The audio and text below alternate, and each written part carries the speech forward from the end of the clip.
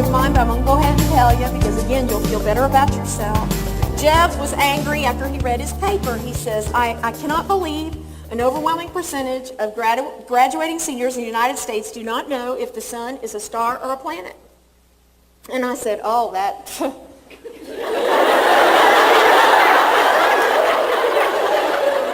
Well, I'll tell you, they're just not teaching them. Oh, dear God, don't let him ask me, please. And he looks over at me and he says, you don't know, do you? I said, oh, I know. Now, I got a 50-50 chance here. So I went with what I was assuming would be correct, and I said, it is a planet. And he said, why? Why would you say that? I said, because it's round, and a star has points.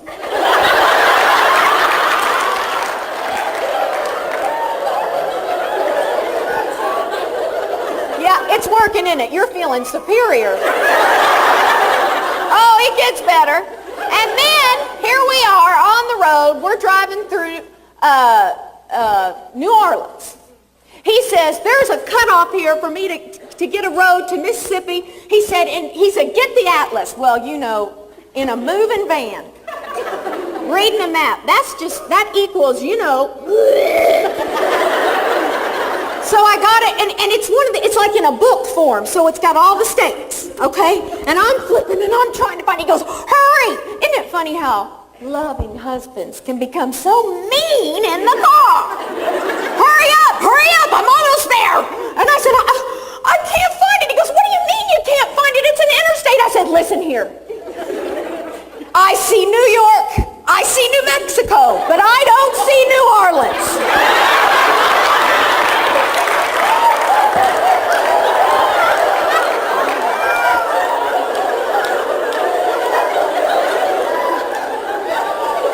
Yeah. You know, God let that one happen too for you. Just drink it in there, ladies, making you feel good. All right. And the thing is, if you walk up to my husband after this is over and ask him if it's true, he will say, it's so sad, but yes. And then, when I was 2.5 years old, our family suffered a trauma. And my parents, I grew up in the country there in northern Kentucky, and then we went back down to Louisville, but it was my existence. I was the star of every show. That's why I love stuff like this, because it's all about me. And when I was 2.5, my parents got pregnant, and they kept the baby.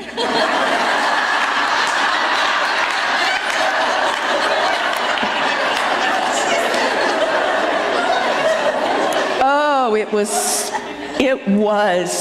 awful, because the precious gift came on December 22nd and ruined Christmas. They brought it home on Christmas Day, and they put it like under the tree, and we're taking movies of it, you know, with that bright, blinding light. I was born in the bright, blinding light, and I thought its name was Cher, because every time I got near it, it was Cher, Joy, Cher, Cher.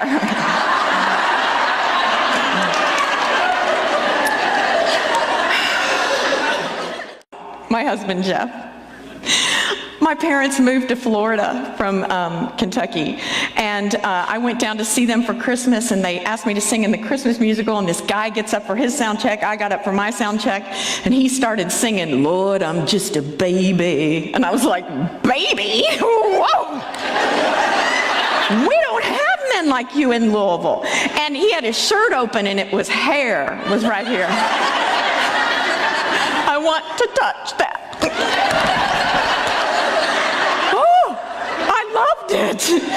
Lord, I'm just a... Oh, it was wonderful. So I moved back to Louisville. I went back to Louisville and bought a bunch of bathing suits and stuff and moved to Florida.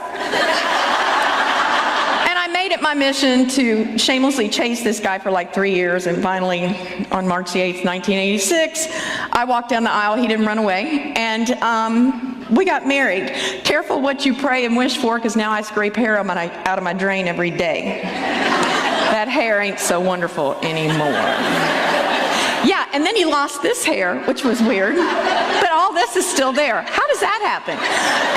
I know, and my kids would say, Daddy's losing his hair. Not really, it's coming back out his ears and on his back. It's just took a route, a detour. It's all good, he's still got hair. So what am I going to get my husband? After 28 years of marriage, I can tell you exactly what I'm going to give him.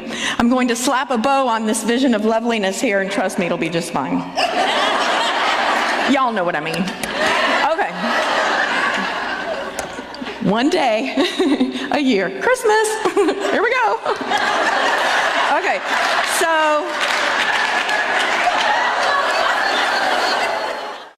James is fine. And he and his new wife, sort of new wife, he got married in March of 2013 to sweet Melissa. They're going to want money for Christmas. Because they, you know how they are. Money, hand it over. So they're going to want money. I may or may not give them money, I don't know. Answer your phone once in a while, maybe I'll give you a little money.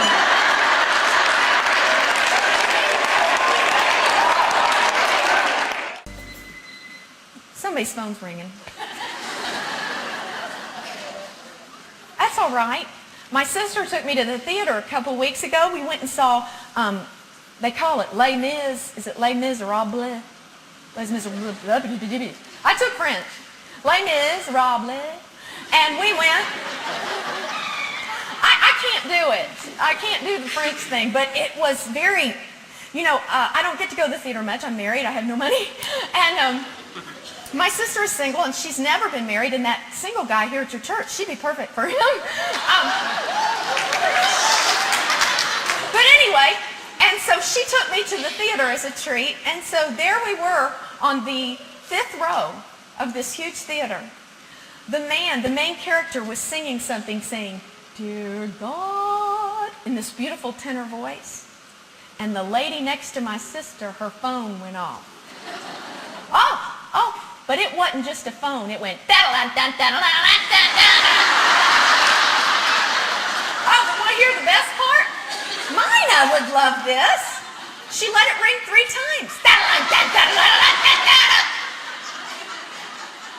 And I even know that's not proper theater etiquette.